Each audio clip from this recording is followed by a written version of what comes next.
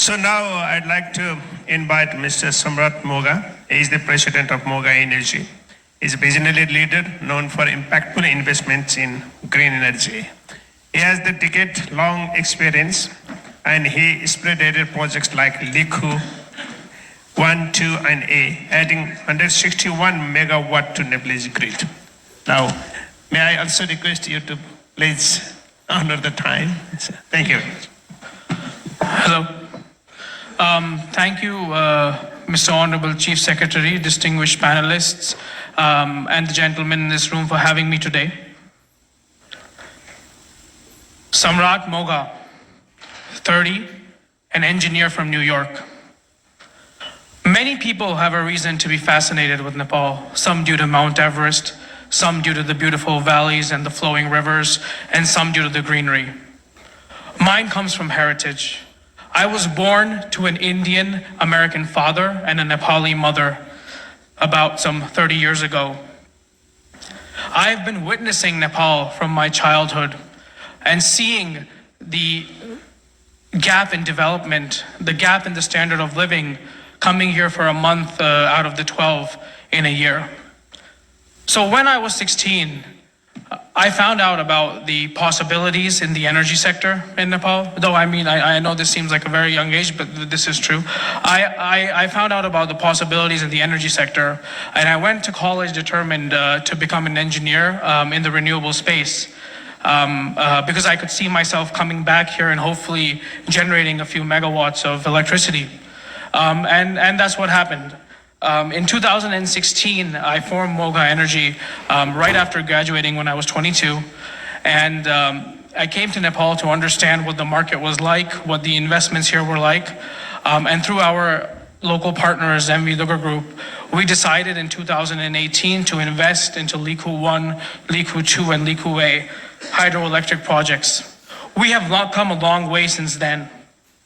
From a one-day drive and a two-day trek to reach our site, we can do it now in 8 hours. From dark villages, we've seen enlightened, from dark nights, we've seen enlightened villages. And from barren landscapes, we've seen what I would well call pretty powerhouses.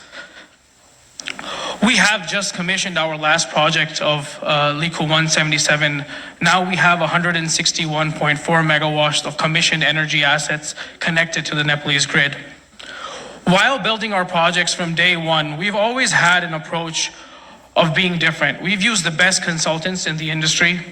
We've used the most advanced equipment, taking our electromechanical equipment from Andries. Not only that, we are the only power plant in Nepal which has the capacity to be operated without a single person, completely manless and automated capacity is inbuilt into our power plant. Not only this, we have also used the most advanced methods of construction, whether that be using the most reliable tunneling equipment, the highest safety standards, the most experienced of contractors. And it has allowed us to set many records, one of which is the fastest tunnel construction in 1 month period. We have done this with our formidable and skilled team in the country. And all of this has resulted in us producing very highly reliable power plants at a good cost, generating more than 98% of the planned energy. Now, we are not only providing clean and green energy to the Nepalese grid. We believe that the hydropower story goes much further than that. If you look at the impact our projects have, we've constructed 110 kilometers of road. By constructing the road, I've not only gotten probably a little heavier, but more so, this means that the people, the roughly 40 to 50,000 people that live along that road can now reach Kathmandu in about 8 hours as opposed to 3 days. This means that doctors and teachers which were not ready to walk 3 days to work somewhere are now looking for opportunity in that area. This means that when a project is constructed, a hospital is built, which is not only available to to our manpower, but also to the local community.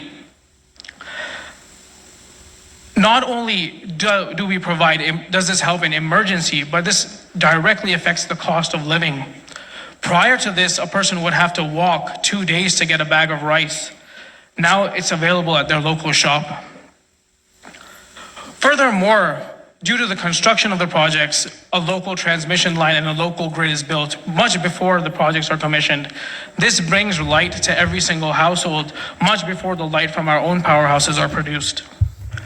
In addition, the provision of having 10% local populace holding at a par value, which means 10% of our shares at the time of IPO will be held by the local communities, means that the wealth creation in which we are also gaining, that means that every single local person in that area is also gaining directly and economically in their bank account. Finally, when these projects are built, they have provided indirect and direct employment for nearly 5,000 people. Some of these people have been working in the GCC countries for 5, 10, 15 years with no hope of moving back and have seen their home maybe after a decade, having equivalent salaries considering inflation higher than what they were receiving outside the country. Some of these people have worked for the first time in a project, developing skills which will then be used and transferred to other people in the country as well. Finally, every single hydropower project comes with CSR activities.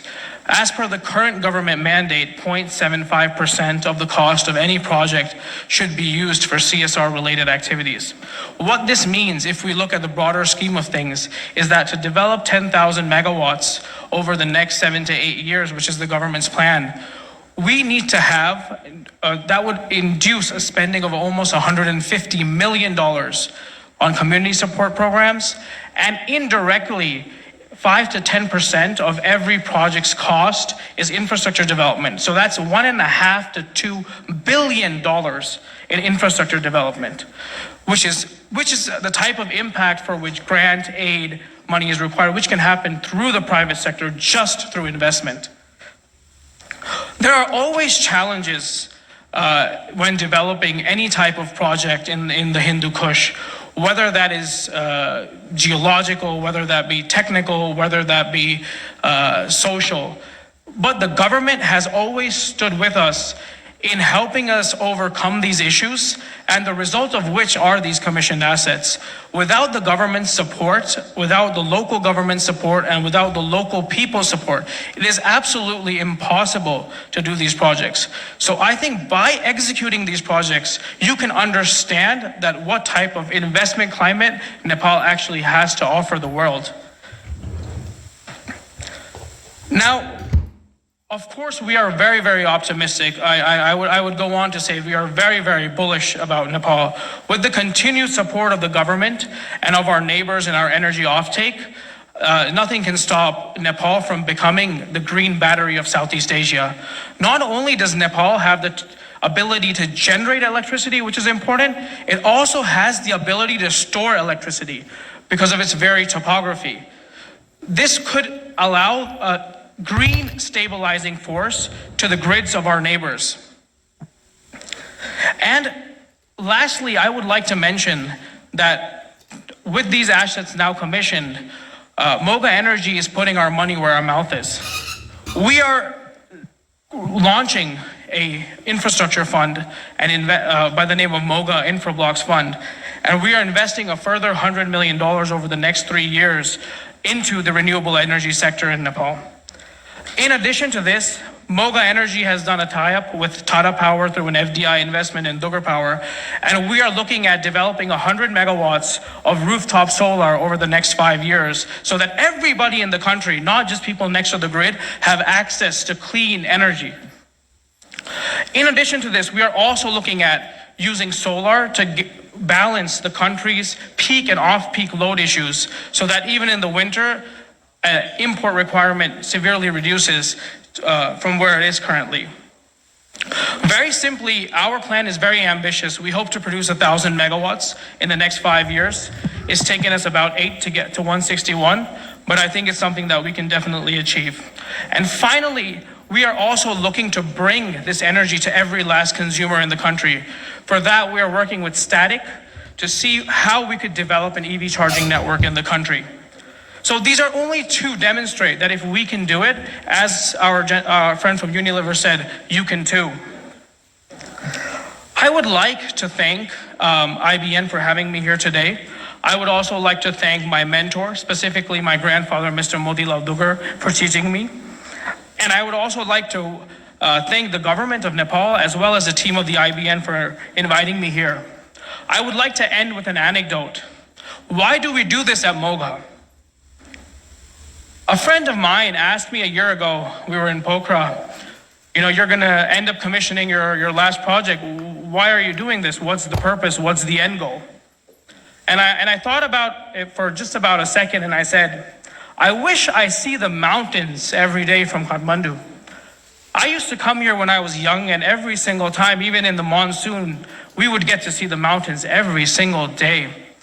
But with global warming, with the climate where it is currently, that's not the case. So for us, our goal is very simple. We are investing in Nepal so that our children, my grandchildren, can see the mountains every day.